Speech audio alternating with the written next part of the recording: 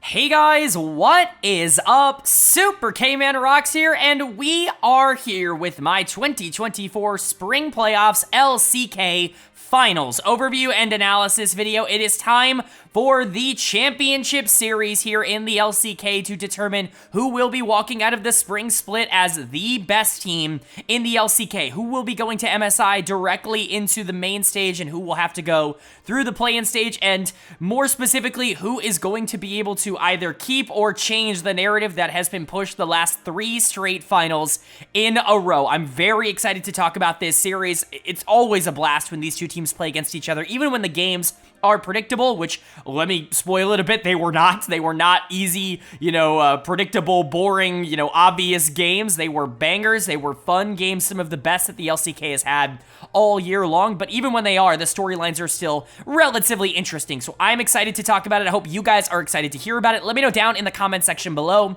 what you guys thought of this series. Did it go as you expected, or are you a bit surprised by the outcome? Would love to know whether or not you expected things to go the way that they ended up going. But if you want to know my thoughts on everything, you can check out the video up in the iCard right now. That's my semi-finals analysis. Of course, at the end of that video, I did preview this series. I previewed the lane-by-lane matchup, who I expected to come out on top. We will talk about it a bit at the start of this video, but if you want a more in-depth breakdown of everything I'm going to say here, you can check out that video. Of course, the LCK playlist is also going to be up in the iCard there. That's going to go over every single week of LCK action if you want a comprehensive overview of everything that's happened in spring to lead us to this finals. But today, it is the final 2 teams. Without further ado, let's jump right into it. If you are new here, what we're going to do is go game by game in the finals, talking about the advantages and the disadvantages that each team was able to generate. I'll be giving a player of the game and a dud of the game for each individual game that we cover, and at the end of the series, I will be giving out my finals MVP to kind of tie everything into a nice, neat little bow. This is the final series of the LCK split here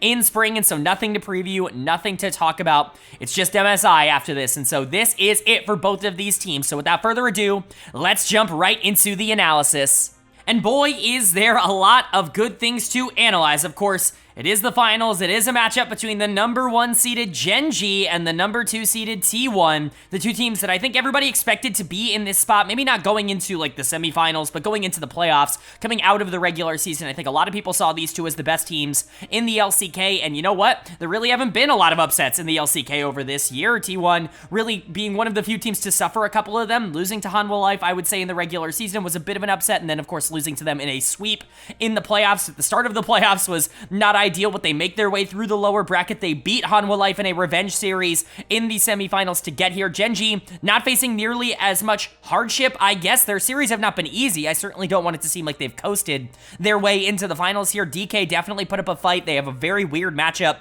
into that team, and DK definitely showed that off, but they were able to overcome them in a best of 5, and a similar thing can be said about Hanwha Life, where Gen.G didn't exactly dominate that series. Chovy was simply just the best player, and even if the rest of the team didn't exactly live up to maybe the expectations in the regular season, they certainly were still good enough because they had the best player in the world to win that series. And so there is, a concern with Gen.G, but like pretending like there isn't a concern with T1 as well is just not realistic. Both of these teams have their concerns, have their problems, have their things that can be exploited, but it's really going to be about which one of them steps up on this given day. I think when you go lane by lane, like I did in my preview series, you can see a lot of advantages for Gen.G. I think you can make an argument that they have a lead or an advantage in most roles. Jungle definitely, points out to me as Canyon versus Owner should be pretty Canyon favored, or at least what we saw in the regular season was Canyon being the better player, although Owner has been very good in this playoff run for T1, and Canyon hasn't exactly been a superstar in this playoff run so far for Gen.G, but you would have to assume that he's going to be able to figure it out. It's not like Canyon is somebody who shies away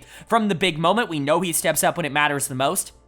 And then mid lane, I love Faker, and obviously there's a real possibility that he is just amazing in this series because he's Faker, and you can't really count him out in big moments either, but Chovy has been the best player in the world. There is nobody, in my opinion, in the world right now that I would expect to beat Chovy in a best of 5. There just isn't a player that I think is on the level that he has shown so far. Whether or not you believe that he's going to be able to carry that through the entirety of this year, the tape leading up to this series has been the best that anybody has had in the world so far, and so that's going to be a big big advantage for Gen.G. Everything else, though, I mean, Zeus has been pretty good for T1. He was very good in that series against Hanwha Life, obliterating Doran, one of his big rivals. And, you know, Keen is a very good player, but has never been able to hoist that LCK trophy. It's certainly something that's going to be on his mind. And Paze and Lehens have not been, in my opinion, as good as a 2v2 as Guma and Keria. That's not to say they can't be. I love Lehens, and I think Lehens and Keria are the two best supports in the LCK, but Paze has been weak side, really hasn't been given a lot of attention. Guma can definitely be weak side as well, but I think Guma honestly does more with those weak side resources. It's definitely going to be an interesting kind of conversation to have. You have to watch out for weird T1 drafts, or Gen.G just perhaps investing too much into the late game, scaling a little bit too much. There are things that I think both teams could do that could negatively impact them, but at the end of the day, it's really just going to be about which one of these teams ends up showing up more on the given day. All we can really ask for is a fun series between these two. So, did we get that? And who's going to be able to take control of this series early? Well, of course, that means we get to start with game number 1. And the winner of game number 1 was Gen.G. They are going to take the first game of this series. They're going to go up 1-0. This is a big win for them. I think establishing prio early on in a series like this is very integral, very important towards actually being able to generate more prio as the series continues to go along. I talk about it a lot on this channel. Games 1 and 3, depending on how the series has gone, are, in my opinion, the most important games of the series to make sure you're in a good spot, and Game 1 definitely applies to that. Having to only win 2 of the final 4 games, half of the final games, that's a much better position to be in than 3 of the final 4, and I know that doesn't sound like a massive difference, but it definitely is. That's all I'll say. It definitely feels like a difference when you're playing a best of 5. But Gen.G, I think, played really well, especially down the stretch. One thing that you really have to commend them on, and one thing that I think you really have to point out after game 1, is there is a real possibility that this is just by far the best macro team in the entire world. Not everything they do is perfect. I'm not going to sit here and say they don't make any mistakes, but in comparison to every other team that you watch, they're about as perfect as it's probably going to get in the modern game. There are always going to be areas that you can exploit. There are always going to be, 60-40s that you inevitably have to take in terms of how the game is developed. It's not, 2015 anymore where you can just confidently take a 90-10 all game long until you end up winning it. It's just not how League is decided anymore. There are too many ways to kind of get pushed back in that regard, but being able to get small lead after small lead after small lead and just turning that into a big lead, turning that into the ability to team fight, that is something that Gen.G just does better than anybody else in the world. Credit to T1. They tried their absolute best to hang in this game, mostly off the back of Faker being the GOAT in the mid lane, just absolutely dominating on the Azir. Not to take anything away from Chovy, who was also very good. We'll talk about him in a second, but unfortunately, it just wasn't enough to get T1 back over the hump, and Gen.G is going to take game number 1. Player of the game for me is going to go to Keen in the top lane. There was a pretty big top gap in game 1 here. Keen was definitely better than Zeus, and this is something to monitor. Zeus obviously having a bit of a reputation at this point in his career for not performing as well in the LCK finals. In particular, it felt like finals was a little bit of a hard topic for him, but he ended up winning Worlds last year. He was excellent in World Finals, was the Finals MVP for the World Championships, which I think gave a lot of people confidence that some of that negative finals connotation that he's always had been expelled, that it wasn't there anymore. But here we are in the finals, and he's not exactly started it out super hot. Keen was excellent in this game number 1. Some of this was Zeus playing horrible, and even Owner not really having a particularly good game, but a lot of this was also Keen just playing really well. For a guy that's never won the LCK, he doesn't really seem to shy away from the big moment. This Rumble was very impactful, and obviously when you look at the team comp here for Gen.G, you're relying a lot on the Kalista Nautilus in the early game to even keep the game relatively close. You're relying on the Viego to be really aggressive in terms of some of the skirmishes he ends up taking. Typically speaking, you don't want Viego skirmishing too much in the early game because it does give the opponent an opportunity to be able to outscale him, but when you're going up against Maokai Azir as the jungle mid duo, and you yourself don't have a particularly, aggressive early game comp, being able to control objectives and making sure that you're first to everything on the map,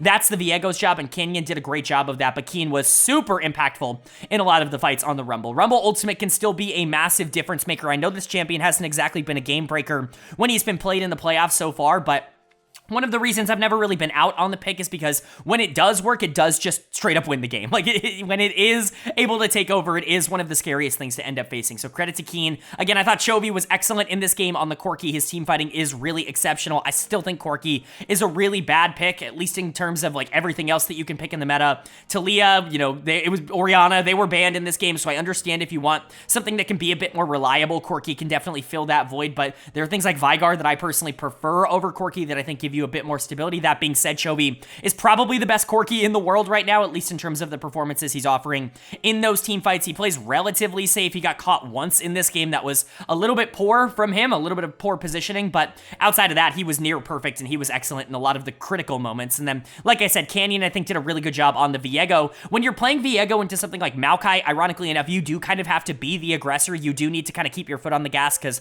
while Viego is something that is going to be relatively inevitable, if you get those resets in late game fights, it doesn't really matter what happened before that. You are kind of going to get outscaled in that matchup. Maokai just has a lot of reliability, and that's why we saw T1 actually be able to control some of the Barons in the late game, because their positioning was really good, and the Maokai actually offers a lot towards that, even when he is super far behind Poppy in a similar vein in the support position, which we will obviously talk about. But Keen, Canyon, Chovy, excellent. Pays and Lehens were fine.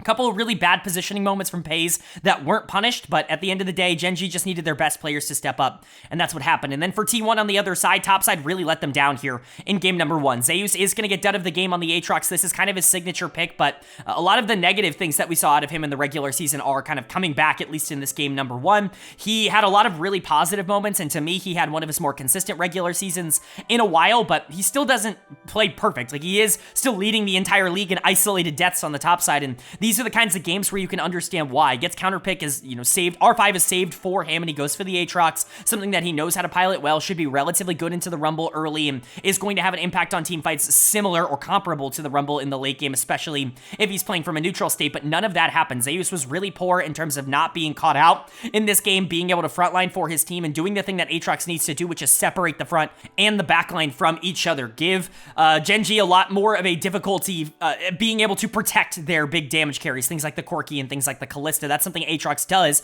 at a high level, and unfortunately, Zeus just didn't do any of that in this game. He was not useful at all, didn't participate in a single kill across this entire game other than his own deaths. Just a really, really poor game, and again, if it is some sort of LCK Finals curse on Zeus, it's got to be fixed relatively quick, because this is a game-losing type of performance for the Aatrox. Owner was also not particularly good. Maokai, in general, has so much utility and so many good things that he does that you still see a lot of positive things from the Maokai in the back half of the game, purely just because of how strong the champion is. In my opinion, he's the strongest jungler in the game still right now, but Owner, I don't think, did anything that was particularly good. His mid game was very, very poor. Guma and Keria, I didn't love how they played the Draven Poppy. I think it's a very aggressive duo, and Keria, I think, was generally fine, but Guma was never able to actually get that big cash out. He did try to keep T1 in the game, but it just wasn't enough to be able to win. If you're looking at one player who tried to save it, of course, Faker was excellent in this game. Really no notes, no negatives for the Azir. He did everything he could to keep this series close. He was dominating the late game team fights, and even with Gen.G's near perfect macro, Faker was pulling back some of this game by himself,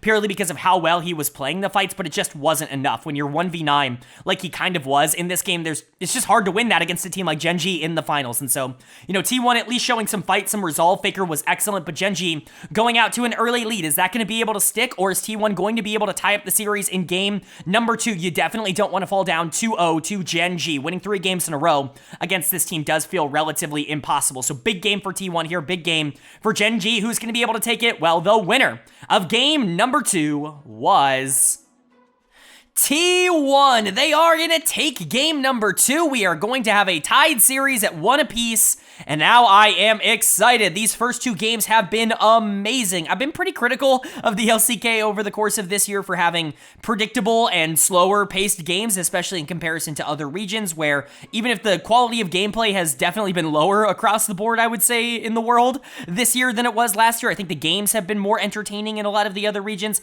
I don't think that's necessarily carried over to the LCK, at least over the course of this year, but this series, this is what I think this region has been missing all year long. This is amazing. This is peak LCK gameplay. It is methodical, it is calculated, but it is still very interesting to watch, because you get to these late game situations where truly anybody can win, and the players are playing out of their minds. Maybe not everybody on the Rift, which we will talk about, but the best players in the world are playing like the best players in the world, and that's really all you can ask for out of the LCK finals. T1 played excellent in this game, I think, as a unit. You can talk about how they are literally just the best team in the world at fighting over Baron, and I would absolutely believe you. I just don't know if there's any team that gets more successful Baron chances from whether they're ahead or behind in the game state than T1 does, but Gen.G tried their best to make it interesting. Shout out Chovy. Faker had his opportunity to try and 1v9 in game number 1. Here was Chovy's opportunity to try and 1v9 in game number 2. Really, really fun stuff. But let's talk about it for T1. Player of the game for me is going to go to Gumayusi on the Kalista. This champion is very strong. I know sometimes she does get a bit overlooked because she's not exactly the flashiest champion. She's not a hyper carry in the same way that something like Zeri or Smolder earlier in this year were, where it's very obvious watching late game team fights where the power of the champion comes in. We're not just sitting here watching the bot lane 2v2 the entirety of the early game, and so sometimes it can be lost just how strong Kalista is, but you can make a really solid argument that she is by far the best AD carry in the game right now, and I think that there is actually a very strong argument to be made in that regard. But you still have to go out and play her. It's not like she's just a free win in a lot of these circumstances. You have to be the better bot lane, especially going into something like Varus Annie. I'm not a big fan of Annie's support, but it can be very aggressive in the early game. It does set up for Varus relatively well, and this really is more of a skill check, I think, than anything else. Not to say that Kalista and Nico shouldn't win this matchup, because they should, but they do have to perform well in order to do so, and Guma was by far the better AD carry across this game number 2, and this was something that we were looking at going into this series. We talked about it a lot at the end of the previous video, the semifinals video, where we talked about how bot lanes for both of these teams have been relatively weak side oriented over the course of this year, but Keria is a bit more focused on the 2v2 than someone like Lehens is, and I do think Guma has been better than Paze. I put him higher in my all-pro rankings. Guma was second, Paze was third for me, and Paze was a very loose third. I actually don't think he had a phenomenal split. He was good on weak side, and he was good when he was asked to be good, but he didn't fill this huge role for Gen.G, and I think we are kind of seeing some of the flaws in that in this game. Guma was excellent at being able to push and snowball his advantage, and he was very useful in some of these late fights. I know Kalista is more so seen as a lane bully rather than something that can scale into the late game, but her attack speed getting out of control can make her very difficult to deal with in a lot of these fights, and Guma, I think, really showed that off here. Keria was very good on the Nico as well. This champion actually functions very successfully as a support. I'm honestly surprised we haven't seen it more in that role over the course of this year for multiple different teams, because I do think there are a lot of just positives that Nico gives you. Not only is she very high in terms of bases, which is typically something you require out of a support, it makes her very strong in the early game in the mid lane, but it also makes her relatively viable in the bot lane, especially going into something like an Annie that does need to step up a bit more in order to make plays happen. But also, she's just going to be relevant forever, with or without gold, and so when you have that ultimate, you're always going to be able to initiate well, especially with Kalista being able to like double engage her. You can grab the Nico with Kalista ultimate, throw her in, and then have Nico ult, or you could always do a weird flank with Nico, put her on the back line, get her ultimate off, and then pull her back out to keep her safe. There are a lot of different ways to utilize this bot lane duo, and I think obviously T1 did it well. Owner, I think, had a very good game on the Xin Zhao. I think it's honestly going to go underrated just how well he was able to fight at a lot of these objectives. Typically speaking, when you're getting into the 35 or the 25 minute Baron fights that T1 was getting into in this game, Xin Zhao was going to be less effective than something like Rel on the other side of this matchup, but I think Owner was better than Canyon in this game, which meant that the Xin Zhao was more active. Zeus was fine. It's really hard to play against Rek'Sai in almost any circumstance, and Faker was good. In my opinion, wasn't as good as he was in game 1, but still was very, very good. Certainly won a lot of fights for this team, but much more team effort than it was in game number 1. I think it really is about which 5 can really step up and make things happen for each team, because we're seeing the mid laners are going to be good no matter what, and that transitions well into Gen.G. They tried their best. Very similar to game number 1, they had their mid laner in a really good position, Chovy on the Aurelion Soul.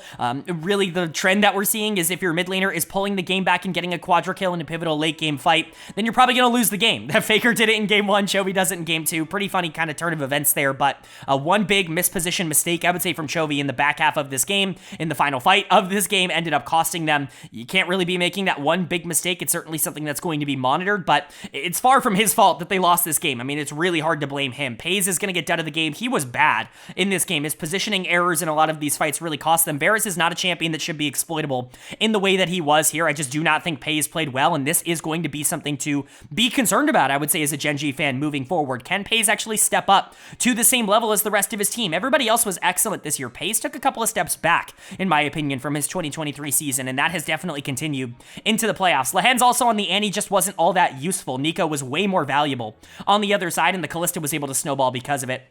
Rek'Sai is still a ridiculously strong champion. You know, the more I watch this, the more I start to understand why people consider her broken, because I was pushing back on the idea that Rek'Sai was quote-unquote broken when she was first starting to get popularized, because at least at the beginning when people weren't as comfortable playing her, it felt more like a lane bully that didn't transition super well into team fights, which can be a bit exploitable, kind of like a better Renekton right now, if you will, but I don't think that's necessarily fair. I still think she has way more utility than maybe I was giving her credit for in team fights, and we saw that a bit in this series. Canyon, I guess, was generally fine on the rel, but again, hard to play when you don't really have a bot lane that's going to be able to follow up on a lot of your engages. Overall, Gen.G was fine in this game, just not good enough to beat T1. T1 was the better team from a 5v5 perspective. Chovy was excellent, but just not enough to get over the hump. And now the series is tied up at 1 apiece. Like I always say, 1-1, that means game 3 is the most important game for the rest of the series. Winning this, gaining that momentum, not having to win both of the final 2 games, it is a big advantage. It's not a free win or anything like that, but it certainly makes the series a lot easier. So who's going to be able to take this pivotal game number 3? Well, the winner of game number 3 was T1. They are going to take game number 3. They're going to take a 2-1 series lead here, and they are 1 game away from finally exercising whatever demons they have inside of them that have not allowed them to beat Gen.G in the finals for the past 3 splits. They are 1 game away, and they played excellent in this one. I think I'm not going to say this was the most clear cut of the 3 games up until this point, because there were some moments in the late game that I think could have made things relatively interesting, but in comparison to games 1 and 2, where things were really fighting until the last moment, like you really didn't know who was going to win the game until one big fight ended up ending it for one team or the other, this was a little bit more straightforward in terms of the execution. I think T1 drafted a very aggressive, a very pressing comp, and Gen.G did the opposite. They drafted almost entirely scaling, and as you guys know, even in the LCK, I just don't think that's necessarily in favor of the scaling comp right now in the current meta. Just too many options on the other side, especially when you give Faker to Leah. Talk about somebody who's going to be moving around the map and being a big nuisance for Gen.G to be able to take down, but player of the game, this one's not even a question. This is a no-brainer. It's gonna go to Owner in the jungle. Talk about a, like, legacy-defining performance. If this was the final game, if he won the series for T1 on this, he would be Finals MVP instantly, because this was dominant on Xin Zhao. Like, truly, you know, Xin Zhao's a good champion, and he can skirmish a lot in the early game. He can fight for a lot of the objectives. He can make things a lot more interesting for his own team and give a lot more agency to the rest of his lanes.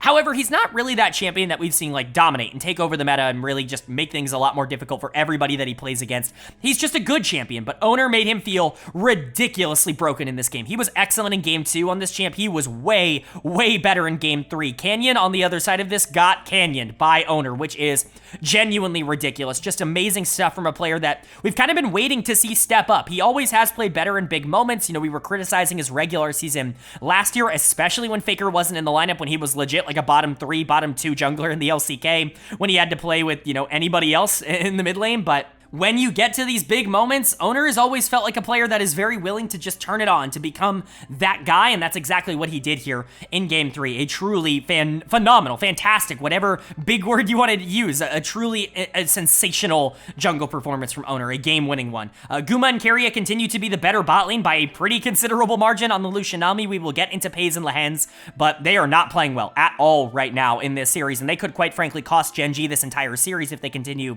to play in the way that they are. Lucian Nami is just one of those lanes where if you're able to get that mid-game lead, if you want to skirmish a lot, alongside the Xin Zhao and the Talia, 2 champions that do actually love skirmishing, Xin Zhao in particular, then all of a sudden this lead can just snowball out of control. It can go and go and go and go. Now the lead wasn't exactly solidified until, you know, 2 or 3 items, which typically you wouldn't exactly feel for Lucian Nami, but Guma and Keria were still so solid in this game, they made so few mistakes that it didn't really matter. Faker was excellent on Talia. I continue to believe that this is by far the best mid lane champion in the entire game, and when you give someone like Faker in the finals, Talia, yeah, he's going to be proactive. He's going to make a lot of big plays, and Zeus had by far, in my opinion, his best game of the series up until this point on the Zac. We criticized his game number 1. You can't really criticize how he played Zac, with perma engages being a really big nuisance that Gen.G really didn't have a clear answer for in this game 3. Everybody on T1 stepped up, but Owner looked generationally incredible. This is one of the best games I've ever seen him play. It really was that good. For Gen.G on the other side, this bot lane, man, it might cost them a championship. It really is kind of concerning right now. Paze is going to get yet another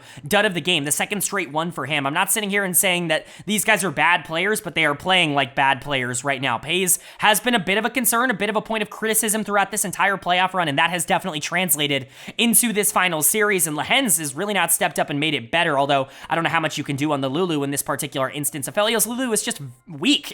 I still think Aphelios is one of those champions that's pretty ubiquitous in terms of the meta that he can be played in. I think there's really no bad circumstance to be playing that champion, but he is weaker than a lot of the other AD carries in terms of numbers right now, which is kind of what the role depends on. And so Paze not really having a lot of priority, his positioning being really poor, his early game and mid game in particular being some of the weakest we've seen out of a major AD carry at this level. It's just not good, and it really is costing Gen.G games. I think Chovy tried his best to be aggressive in this game, but it cost him in a lot of different circumstances. I know sometimes Chovy gets a lot of heat for not being aggressive enough. Well, in this game, he was going for those Shuriman shuffles. He was trying to make an impact in the mid to late game, and oftentimes it just didn't end up mattering. Canyon got mega gapped by Owner on the other side of this. The only player that I think even had remotely good impact on the team was Keen on the Rek'Sai, but even then, like, this Rek'Sai game was maybe less impactful than it was in game number 2. And so when you're looking at Gen.G, like, this is concerning. You're not one game away from losing the finals, from being the team that clearly should have had the advantage going into a series like this. You now have to win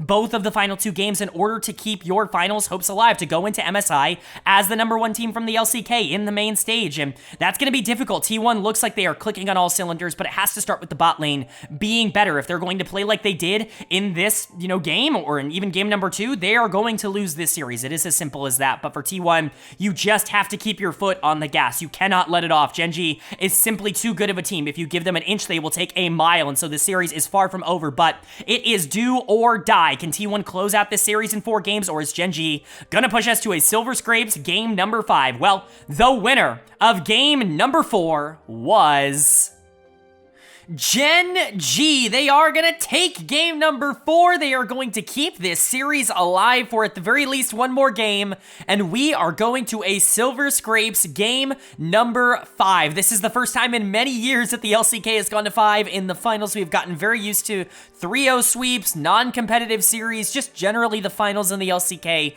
in recent memory have not exactly been the closest of series, but we are getting one here, and I could not be more excited about it. A really fun game number 4, a great bounce back from Gen.G. They were not holding anything back in this game. Not only did they play really aggressively, were they a lot cleaner in this game than they were at any point in the series before this, including their win in game number 1, but pulling out some really interesting tricks in draft that I just don't think T1 were prepared to be able to answer. For T1's side, they really struggled across the board. You can point to quite a few players making some pretty critical errors over the course of this game. We will obviously talk about that as we continue to go along. There were a couple of players in particular that I think did not have good games, very similar to what we were talking about in game number 1, but Gen.G did a great job of taking advantage of those situations, and now they are sitting here going into a game number 5 with at least a little bit of momentum. So let's talk about it. Player of the game is going to go to Canyon. We were criticizing him for his game 3 on the Sejuani. He said, screw it, I'm done playing tanks, I'm pulling out Kha'Zix here in a win or go home finals game, and he dominates. He looks incredible on this champion, controlling all of the momentum, all of the pressure, all of the prio across this entire game, and that honestly can be relatively difficult into something like a Xin Zhao, especially when you don't exactly have a mid laner that's going to be able to roam alongside with you. Aurelion can get out on the map, but it's not like he has a lot of combat power in the early game to be able to skirmish, especially against like a Xin Zhao, a Gwen, if you're roaming her down. There's just a lot of things that could potentially go wrong for this Gen.G team, because if Kha'Zix doesn't snowball out of control, if he is a little bit weaker going into the late game, like, it's just not going to work. You're not going to have a very strong jungle. You're not really going to be able to control any objectives nearly as well as the enemy team. There is a lot that could potentially go wrong for Gen.G in their draft, but they trusted themselves. They trusted their ability to get those early leads, and Canyon played excellently. I really would not have picked Kha'Zix in this particular instance, but you got to trust your superstar jungler, and clearly he had a vision here, especially after kind of getting gapped in the previous game by Owner. You allow Owner to pick the same champion that he just had maybe his best game of the entire year on in the previous one, and you just say, it doesn't matter. I'm going to be able to gap you myself now on the Kha'Zix. So great stuff from him. Chovy really was the one capitalizing on all the things that Canyon created. Big shocker, Canyon and Chovy were very good as a duo in this game. That's something that we definitely haven't heard in 2024, right? These guys have just dominated a lot of this year, and this felt a lot more reminiscent of the regular season than what we had been seeing in playoffs playoffs. Not that Chovy has been bad at all in the playoffs. He's been this team's solo carry in basically every playoff series, but Canyon has kind of yet to really facilitate that a lot. He's kind of just been a guy in the playoffs for Gen.G. It's really good to see that kind of turn around here. A great game from the mid-jungle duo of Gen.G. Also, Paze and Lehens didn't lose, and I think that's all they really need to do. Paze wasn't all that relevant this game on the Lucian. He wasn't horrible, like he didn't make any mistakes, but again, that's all he really needs to do. Chovy is good enough. Keen's having a very good series. Canyon was amazing in this game. As long as Paze and Lehens are surviving, you give them a matchup they can actually control in the early game. Lucian Nami into Aphelios Lulu. That's pretty Lucian Nami favored. Aphelios can survive, but where's the Prio coming in to help out the Xin Zhao from the bot lane? You're just not getting it on the side of T1, and so Gen.G just has a lot more options, and I think they played it in a better way, and of course Keen was solid as well, but Canyon, Chovy, really the two players that pushed Gen.G over the top, kept their season alive, and that's, again, a really big thing for these two players. And then for T1, really unfortunate game 4. Obviously, you would have loved to win this because winning the finals would be pretty darn cool, but you still have an opportunity. The series isn't over. You're going to a game 5. Unfortunately, I really just don't like the carry duo here in terms of the draft. I think something like Azir Aphelios theoretically could work because they are relatively ubiquitous in terms of where they are good in the game. They're going to be fine in the late game. They're not the worst hyper carries in terms of the early game. Aphelios' numbers are just very low, as I talked about earlier in the series. I don't think Azir is as strong as a lot of other people are prioritizing him right now, and I think something like Aurelian could potentially just do his job better, more active mobility in the mid game, even if his skirmishing power is lower, but alternatively also hyperscales a little bit harder into the late game just because of the nature of the champion, and so I think Faker learned that the hard way here. Chovy was more relevant than he was in this game, but topside once again being a bit of a problem. Owner's gonna get dud of the game. Right after the best game he's played all year, he gets gapped by Canyon on Kha'Zix. It's really not an ideal kind of front to back, if you will, a back-to-back game situation. You wanted to see more. You wanted to see him be able to continue what he was doing in game number 3. Unfortunately, this felt a lot more like regular season Owner, just as it felt more like regular season Canyon, and that's really not what you're looking for. Zeus also continues to not have an impact. I'm so tired of this. I thought we had gotten over R5 Gwen into Cassante. We have done this over and over and over again all of last year, all of the beginning of this year, and it has like a 35% win rate globally. At some point, we have to figure out that Gwen is just not the counter to Cassante that everybody thinks that she is because of the way her kit works. I get it. She's the anti-tank, but Cassante's only partially a tank, and really, Gwen doesn't have nearly the same kind of combat power into Cassante as you would want out of some of these other picks. Like, Rek'Sai was still left up on the board. Why are we not picking that over something like Gwen? I just don't understand it. I get from a theoretical perspective this should be a better matchup, but there is only so much that you can do, and I really think that this matchup has continued to prove in favor of Cassante every single time it's been picked in Pro. I've talked about it so much on this channel over the past year, and this was just another example of that, but, you know, Gwen, Aphelios, Lulu, I'm just not super sold on these champions in a pretty pivotal game number 4.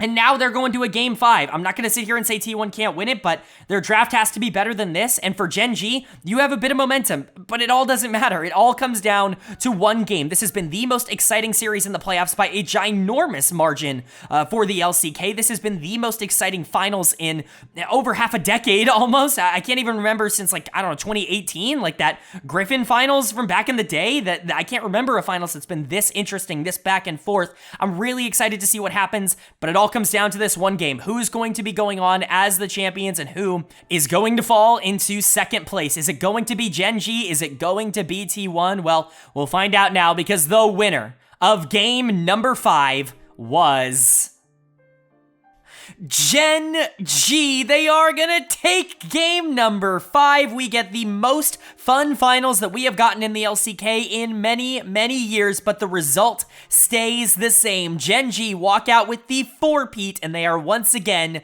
your LCK champions here in 2024 spring.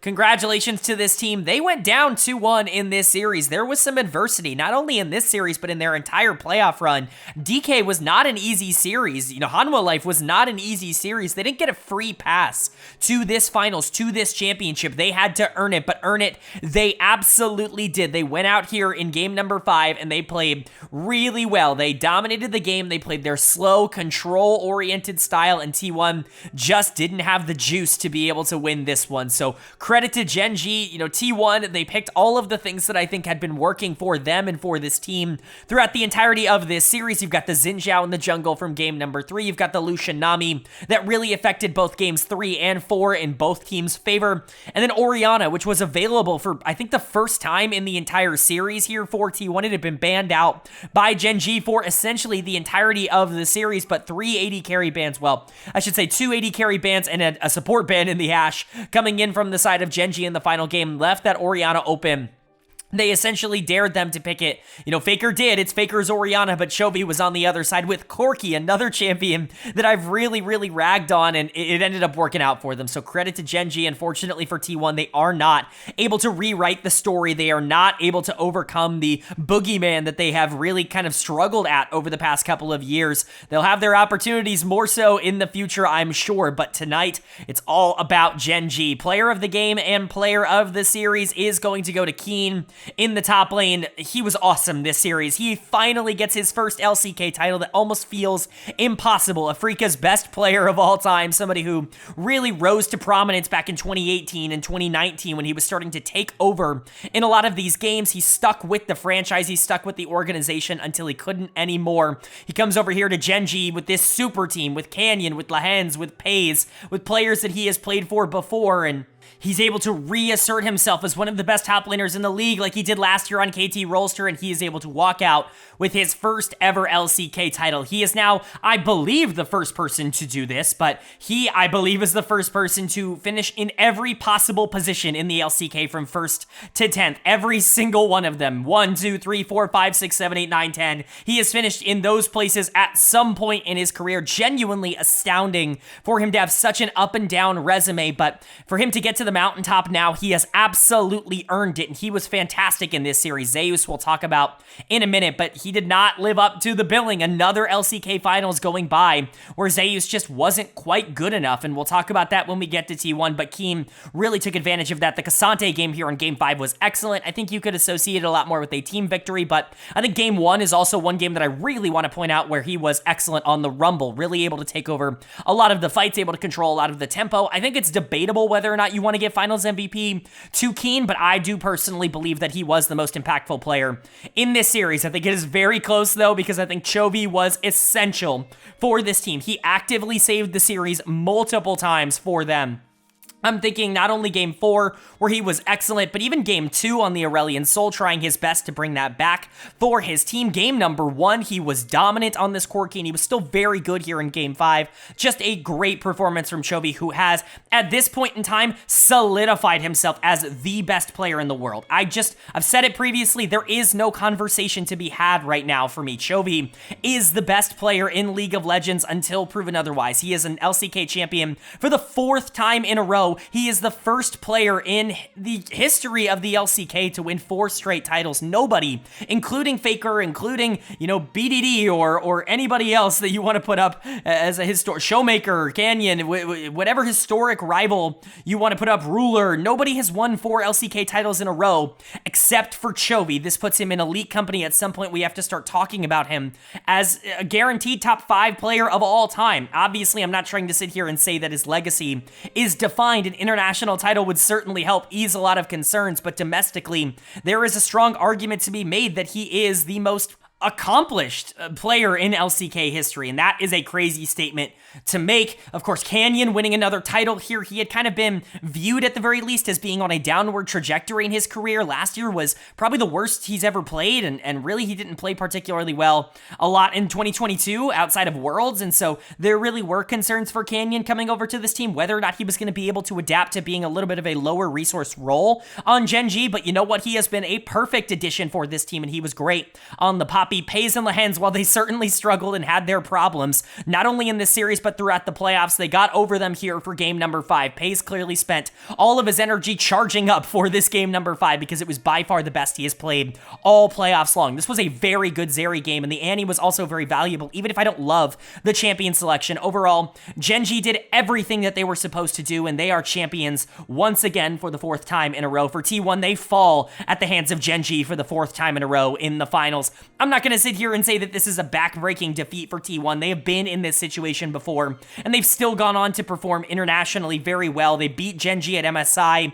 Last year, of course, they weren't able to get over Gen.G at Worlds, but it didn't matter. Gen.G eliminated themselves, and T1 went on to win Worlds last year. You can even look at 2022 Worlds, where they were able to make the finals, and just because they weren't able to get over the hump there doesn't mean that, you know, they weren't the better team out of them and Gen.G at Worlds. And so, you know, I'm not going to freak out about T1. They still have a lot to prove and, you know, a lot to show, but there is reason to believe this team is going to be fine. But whatever curse is on some of these players for their specific LCK finals performances, it definitely did not go away here. Dead of the game in Game 5 is going to go to Zeus, and quite frankly, he just was not good enough in this series. He got destroyed by Keen, and especially coming off a series where it felt like he exercised those demons by beating Doran, by destroying him in 3 straight games in Games 2, 3, and 4 against Hanwha Life, the player that he had really struggled to play against basically the entirety of his LCK career. We thought it was going to be better, but it just doesn't seem like that has fixed. I know that he's always going to be a bit more volatile in terms of how his gameplay is, but I got a lot of flack in the offseason for saying that that Zeus was an A- and not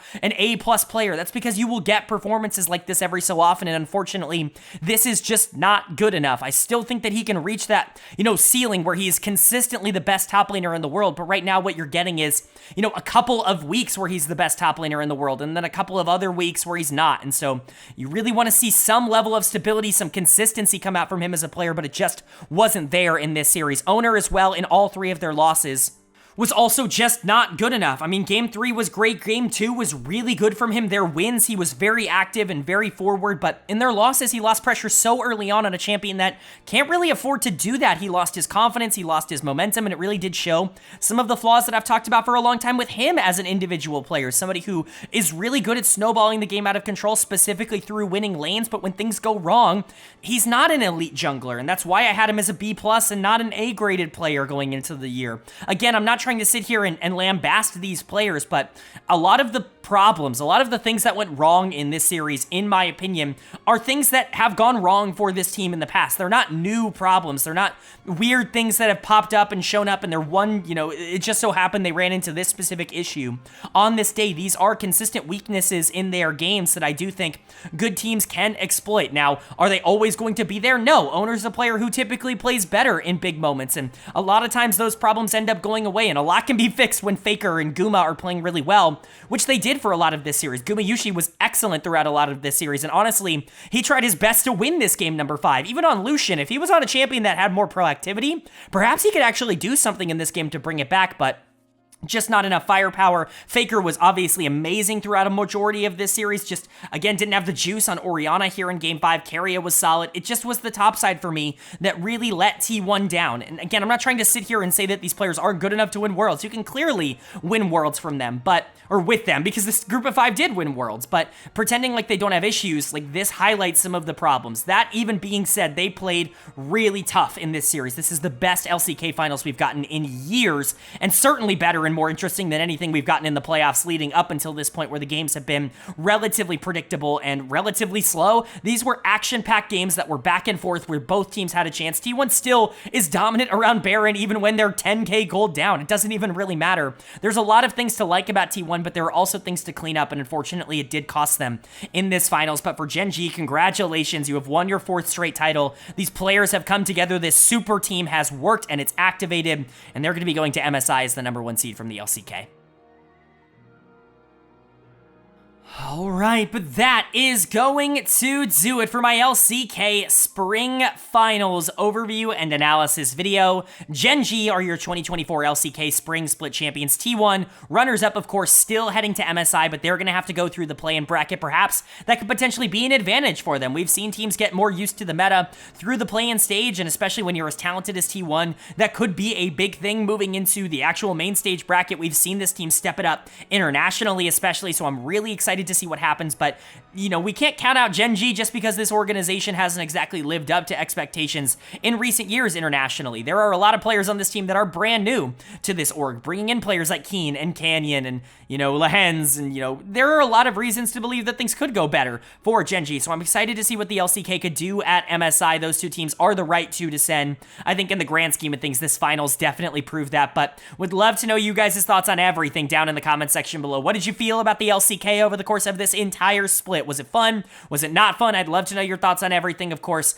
Leave a like on this video if you enjoyed it. It really does mean a lot to me. Lets me know you guys are enjoying the content. And it does help get this video out to a lot more people, which I'm always very appreciative of. If you are new here, hit the subscribe button. The LCK is done, but that doesn't mean everything else is done. The LEC finals happened today, and we're going to be recapping those very soon. The LPL semifinals just happened, and of course, we are going to be recapping that and the finals very soon on this channel as well. So hit subscribe and hit that bell so you can be notified when both of those videos and all of that MSI content ends up going live. But of course, with all that being said, I hope you all are having a great day. Hope you continue to have a great day, and I will see you all